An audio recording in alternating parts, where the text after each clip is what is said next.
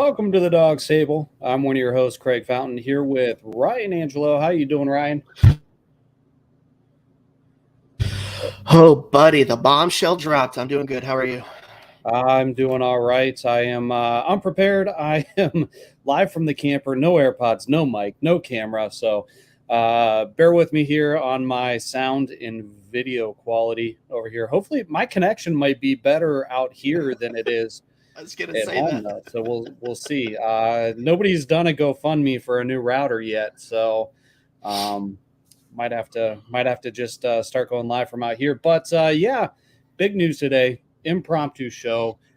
This is kind of outside the norm for us. If you're not familiar with us, we are a Cleveland Browns roundtable discussion show brought to you by Big Play, Labatt Blue, and Remax Edge Realty, the JC Group. We go live every Tuesday evening, and we have a roundtable Cleveland Browns discussion that anybody can join. So we post a link in the comments.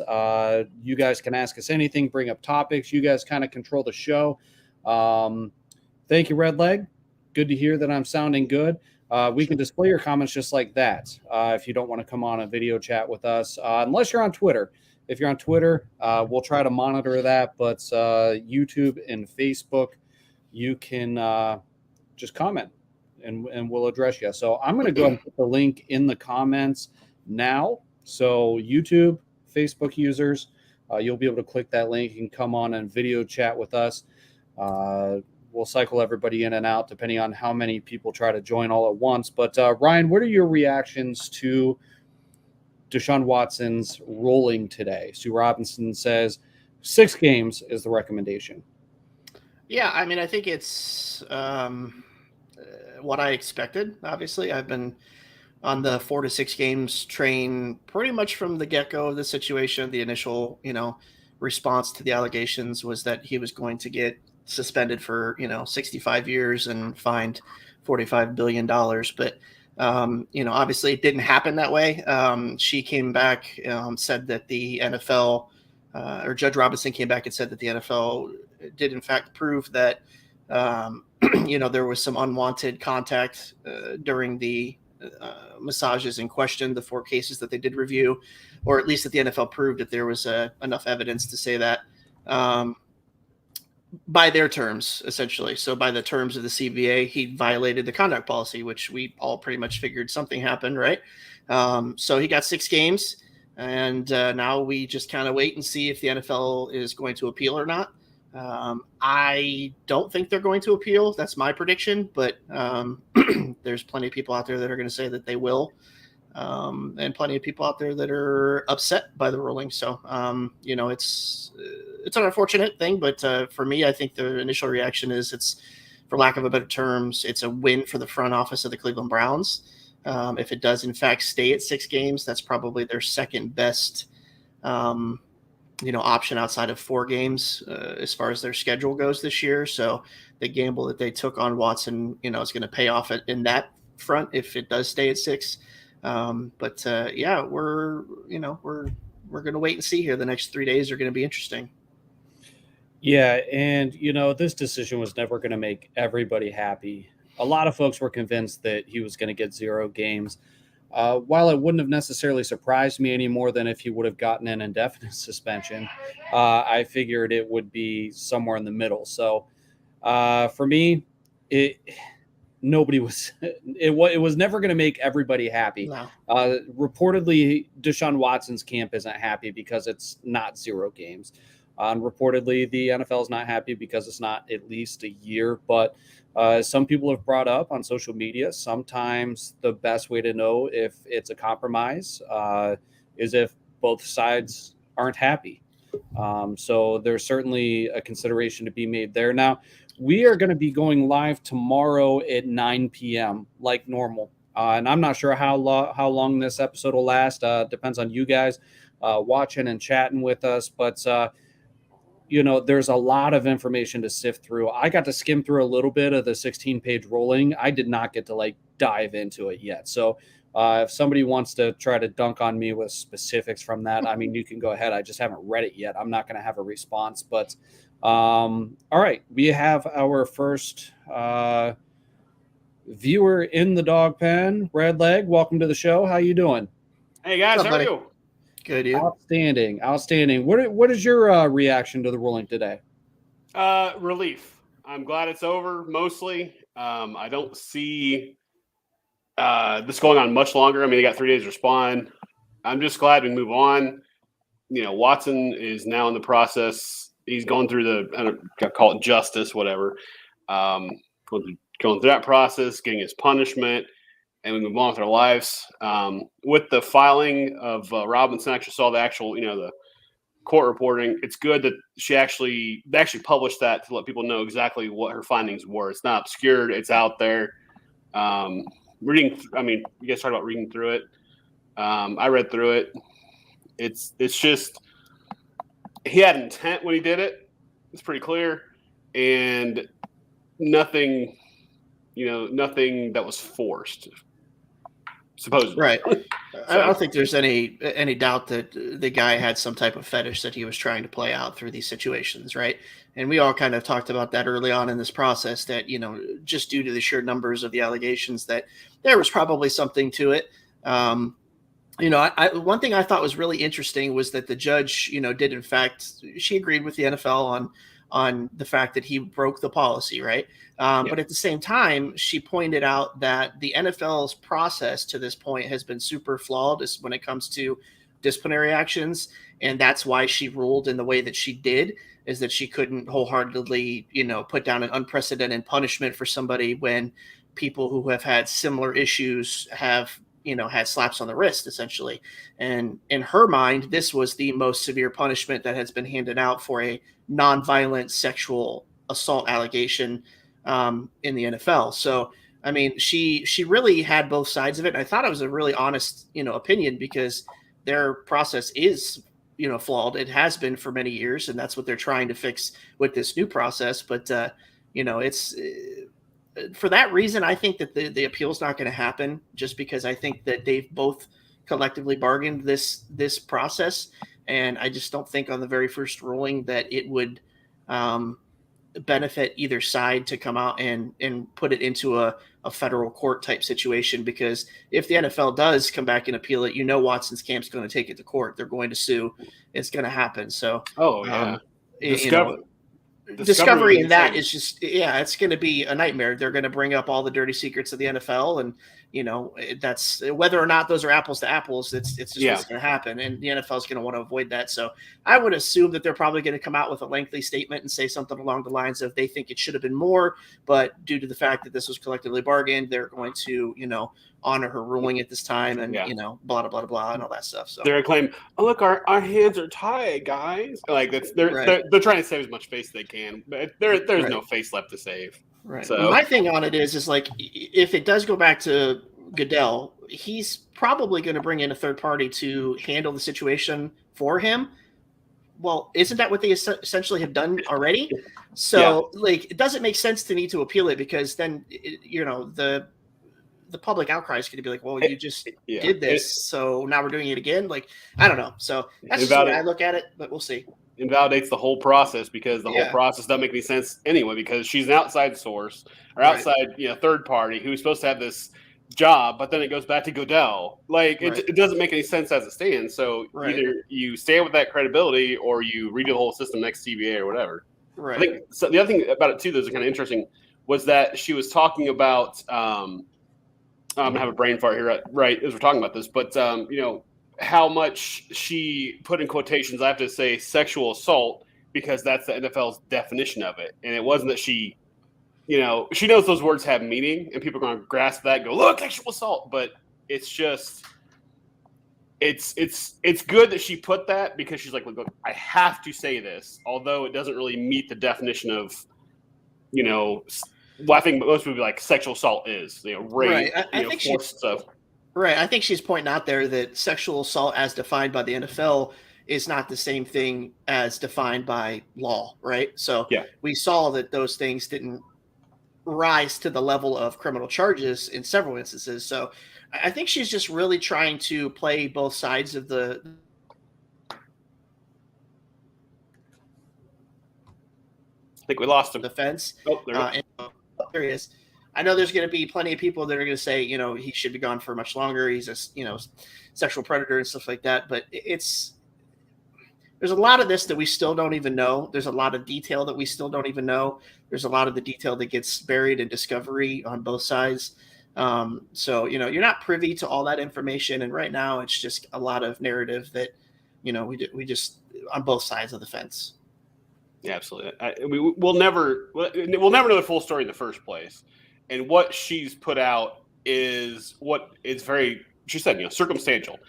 It's a circumstantial case, but there's enough of it with a preponderance to say this likely happened, which that's about the best you're gonna get. Anyone saying is, yeah, it probably happened, or he's guilty. But it's just some people will be completely mad about this. Some people will be overjoyed.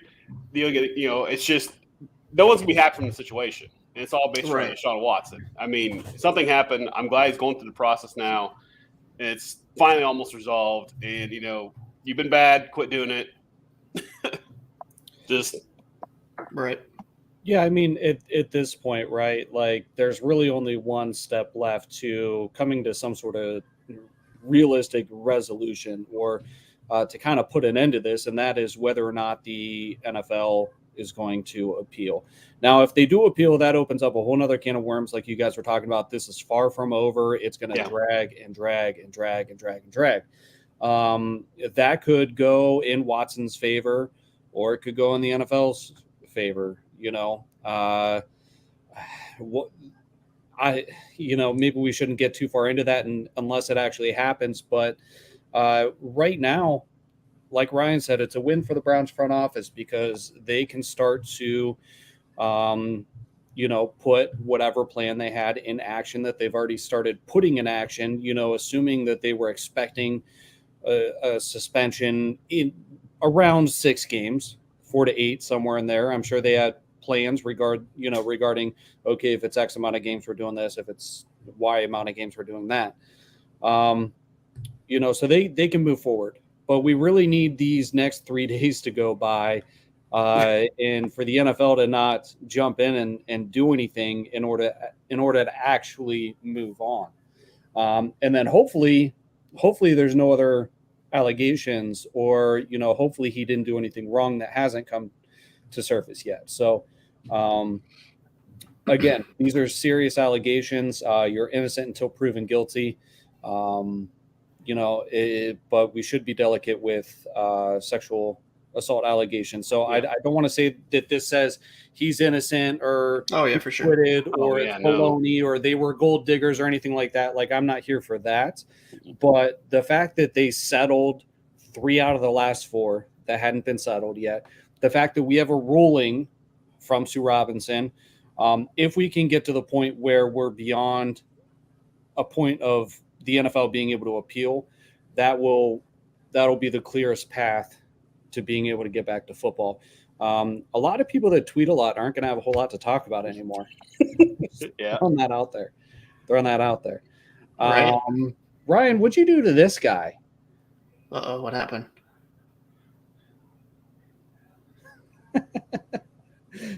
Oh, nice. I dig it. I don't know. I think I just responded to one of his tweets, like just right before we went. I was going to say that came after the show started. Dang, man, you made somebody mad. That's okay. Those of you watching takes throughout the Watson process. Yeah. Those of you watching, the links in the comments to join the show. If you want to jump on and talk with us, you can ask us anything in the comments. I saw Chris. Chris is playing the record game. Listen, this has been a common theme today on Twitter. I'm telling you guys, you guys are way too optimistic. 3-3 is the ceiling to me. It's more likely 2-4. It's not going to be pretty. It's not going to be pretty. I'm telling you. It's not going to be pretty. Someone's out there going 11-6, baby, yeah. Right. Well, I mean, obviously for the Browns, the 6 games is much better than the 8 games, right? Well, yeah, absolutely. Or 10 or 12. They have a tough couple games within that 6 games. I think Patriots is one of them. Chargers is one of them. Those are 2 very losable games when you have a backup quarterback playing. I mean, the Chargers defense should be absolutely lights out this year in theory. So, that's going to be a tough game to win, I think, at home with a backup. I think Jacoby can get some games won for you. I'm a much bigger fan of him than Craig is. And I just called you Chris. What the hell did I call you Chris for? Good Lord. So I mean, it's the second, like I said, the second best outcome we could have got. 4 would have been better, but obviously 6 is probably the sweet spot. And, we'll see how it goes. Joe, I'm hoping, man, that's if we can stop the run, buddy. If we can stop the run, that's one thing. But the defense is the key here. The defense is the key here, and the running game is the key on the offensive side of the ball. Jacoby Brissett's not going to elevate players around him. He's not going to win you games with his arm. Definitely not going to win you games with his feet. All right. I am so just annoyed by he's a mobile quarterback narrative. Right. I don't understand. But here's the thing. When's the last time have we won a season opener? Oh, right. I don't know. 1942. Yeah. Trends are made to be broken. I get it. It's a passing league. Joe, you're right. And, Carolina's got a good defense. We're on the road, right? We're opening up in Carolina. We haven't won a season opener and since 2004, I believe, back in the Jeff Garcia days. We beat Baltimore 20-3 that game. So that game's not a layup. And then you have the New York Jets. They've got questions at quarterback as well. I guess Carolina does too, but Carolina's got a really good defense. New York Jets added a lot of firepower. We don't know what to expect from Zach Wilson. Is he going to take a step forward? It would be hard to call it a sophomore slump if he doesn't impress, because he didn't have an impressive rookie season. But again, I just don't think any of these are layups. The easiest game is probably Atlanta. Whether it's Marcus Mariota or Desmond Ridder or whoever ends up winning that job down there, that's probably the easiest game on the schedule. Pittsburgh's never easy. And then, as you guys alluded to with, New England and San Diego, those are 2 of the toughest games in that stretch. Blitz both those QBs all night, got to pressure Wilson and Baker. I'm with you. And the defense, if we come out of this, it'll be the defense that wins us these games. But I think that 3-3 or the run game, or our run game, or the run game, or a combination of both. I think 3-3 would be a gift from the football gods. That's just me. 3-3 would be a gift from the football gods. Get us to 500. But a lot of folks are like, oh man, like 4-2 is a layup. 5-1, easy. Super Bowl. Watson's going undefeated. I think 3-3 is very realistic. What's that? 3-3 is very realistic. 3-3 is very realistic, I think. Hey, if they go 4-2, like, I'm not going to complain. Like, I'm not rooting for them to fail. I've been burnt too many times as a Browns fan. I'm not really, again, not super confident in Brissett, but 2-4 is my expectation. 3-3, I'd be ecstatic with. If we can sneak to 4-2 or something like that, great. Right. So I'm kind of glad there's only one AFC North team in that first 6 games. That is perfect. Yeah. So as far as Ryan, you don't think the NFL will appeal? I don't. I just think it's too messy. I think this being the first ruling coming, from this new CBA and an independent arbitrator who's a female, who's a former federal judge. Does female matter though? Can I just? I think it does.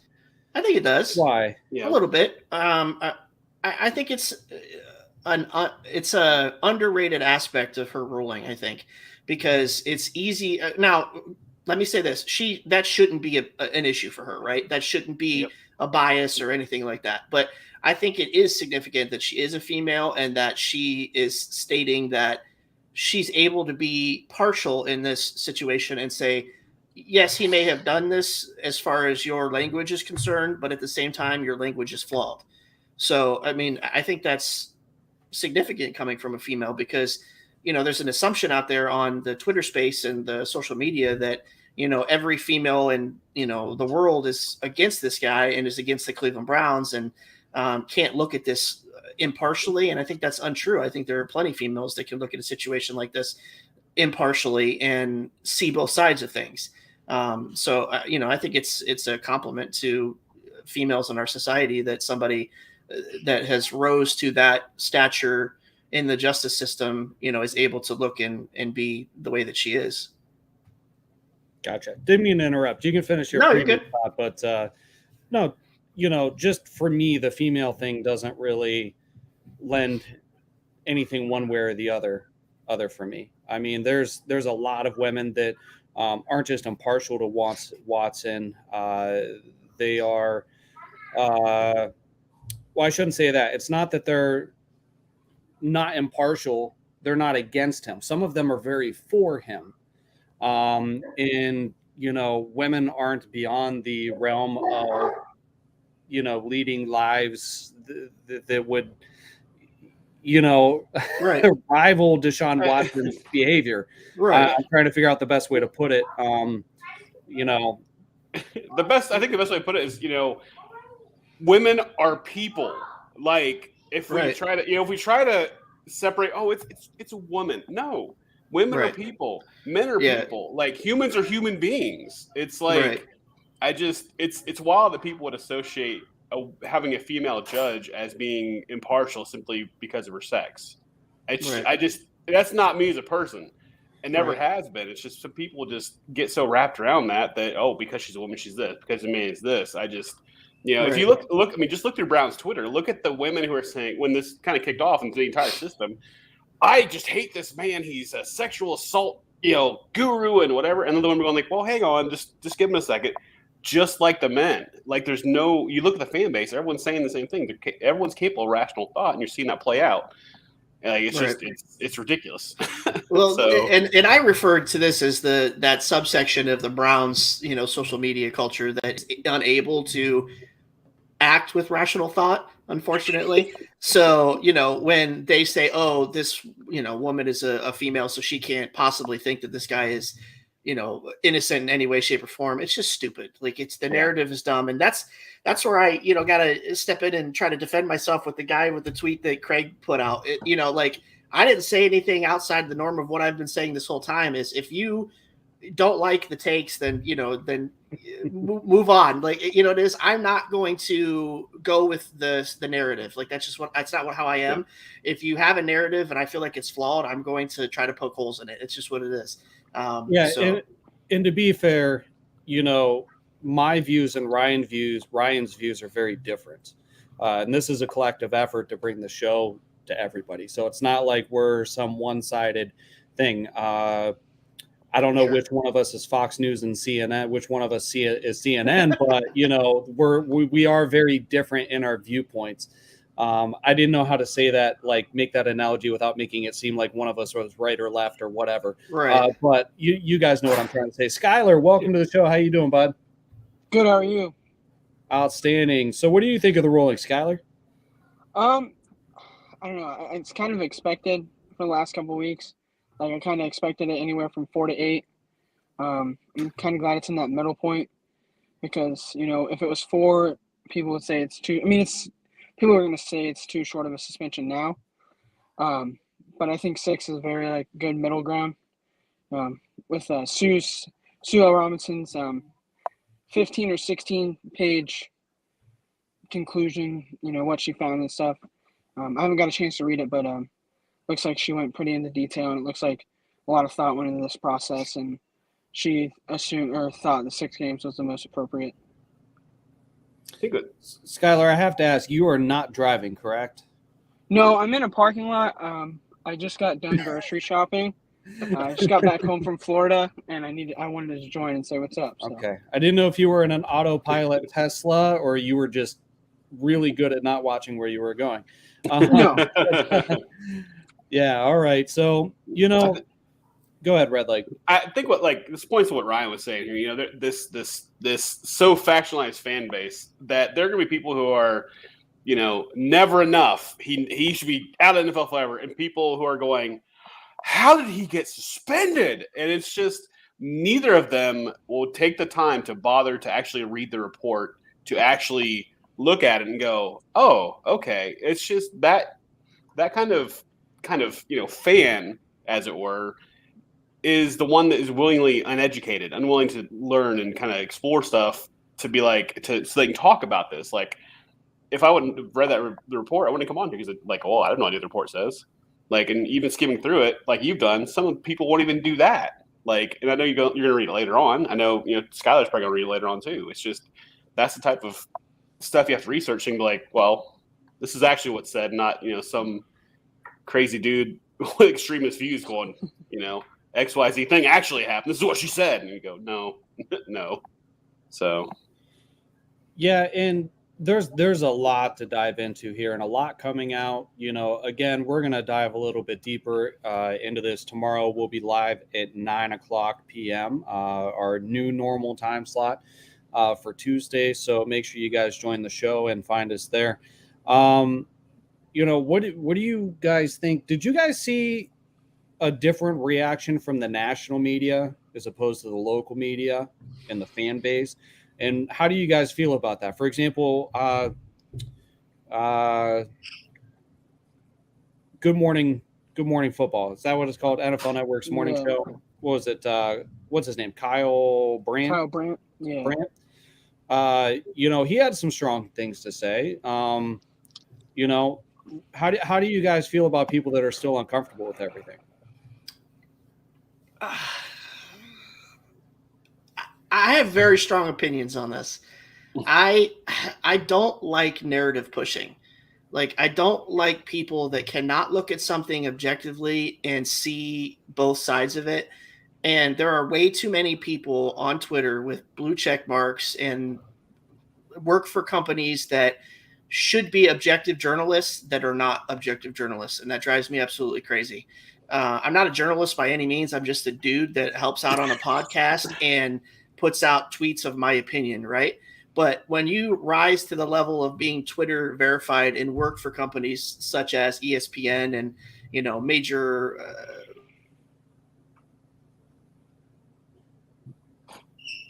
Did we lose them? I think so. Yeah. Yeah, I think we lost Ryan. Journalistic or journalism companies, you should be able to be objective. And I lost everybody. Everybody's screens went out. That was weird. Can you hear me? Yeah, can you hear us? Yeah. So are they not objective because they don't agree with us, or are they not objective because you feel they're unwilling to change their stance?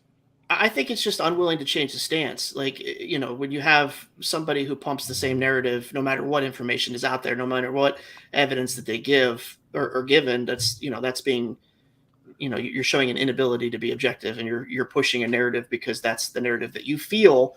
I'm not saying the feeling doesn't go into it. I get it. It's a very controversial subject, but yeah, I could talk on that for forever. But there's just some people out there that are significantly worse at it than others, and I think Florio was a great example of somebody who was able to start out very hot and heavy against Deshaun, and then as he was given more information, he's a prime example of somebody who was able to kind of step back and say, okay, well, maybe this, and this. So, there's people that are capable of it. There's people that aren't, and, it is what it is. But I think that's the biggest thing is, like, if anything, the media today is, they're not reporting news, they're reporting opinions. And right. Kind of, it's a facade.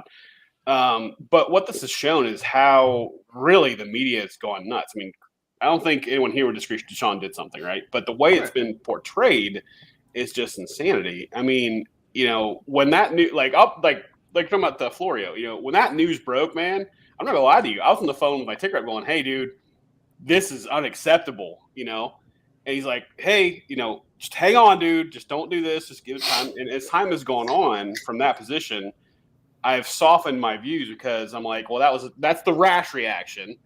Let's give it time to develop. And here we are at the conclusion. And that is a process. And if you've been at step one the entire time, that you're missing the whole process. Like, right.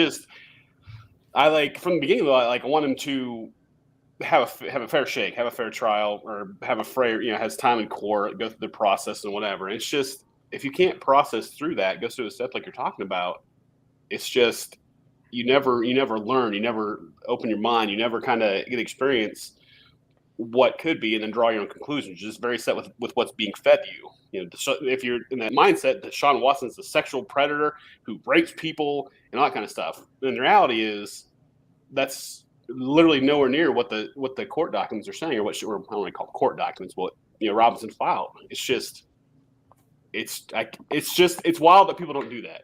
I don't like. People change, you know what I'm saying? But you have to be able to change your opinion.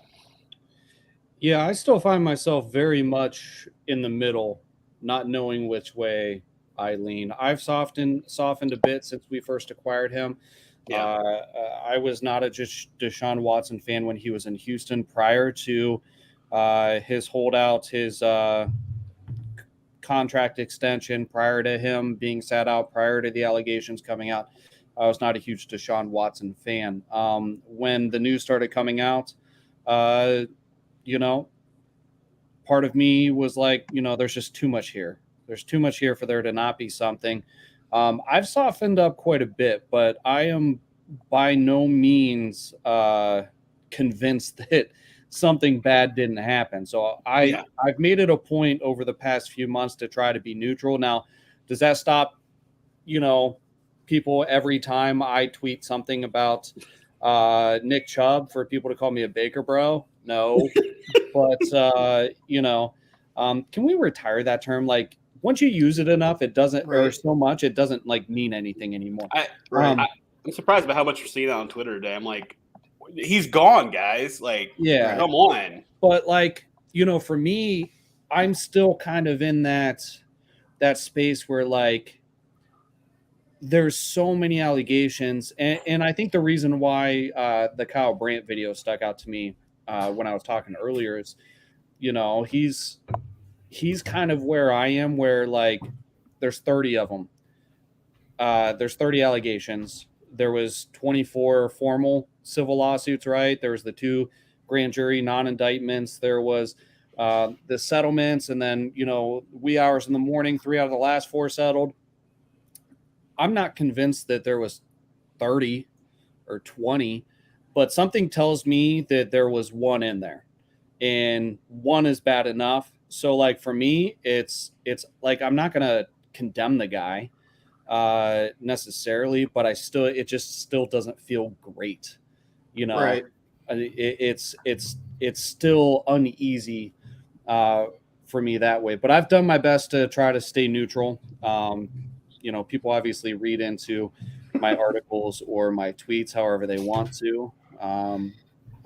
Hey, I don't know. Maybe you just are better at wording things on Twitter than I am, because it seems like the crazies always target me for my opinions, and all I'm doing is reacting to the information that we're all given at the same time on tweet. So I have a group of people that generally try to troll me. They come and go, and they're very consistent when they're watching and paying attention to what I'm tweeting, and then they'll disappear for a few weeks and then they'll come back. But usually I just don't respond a whole lot to people. I've put screenshots up on the show of some of the things people have said to me on Twitter, and people are like, why are you even on there? Like, like some of I wish I still had some of them uploaded, but yeah, it's one of those things where I'm just ready to move on. I'm ready to move on from all of this. We're gonna dig into this more on Tuesday, tomorrow, and we'll be able to go a little bit more in depth once we get a chance to read and digest the report and see if there's any movement on the NFL front as far as an appeal, things like that. But anything you guys want to add before we dip out today? I don't think so. I think, like I said, probably talk about tomorrow. If I can make it, I'll be there. But I think there's a great sense of relief to the vast majority of Browns fans that this is coming to an end. I don't really I mean, if you're not extreme on one or the other, I think that's the biggest point. We're flying through this. We're through the woods. We can see the clearing coming up, and we can accept that he's done something. So if you're looking at the failed to convene the grand jury as a found innocent, then this is your found guilty moment. So you're happy one way or the other. Let's move on as Browns fans. Right. Just get ready for an exciting season, because anytime you take to Twitter or social media to post any, applause for anything that Deshaun does on the field, you're going to get eviscerated. So just be ready for that. All right. No more comments. We're all caught up there. Redleg, appreciate you joining the show. Skylar, appreciate you joining the show. We'll see you guys later. Join us tomorrow, 9 p.m. We're going to dive a lot deeper into this. We just wanted to kind of get our reactions, give our normal viewers a chance to pop on, give their thoughts, and ask any questions they might have. I'm sure most of them are at work, but just wanted to jump on and say hello. So tune in tomorrow, and we'll see you at 9 o'clock, presented by Big Play, Labatt Blue Light, and Remax Edge Realty, the JC Group. Have a good one. Go Browns. Go Browns.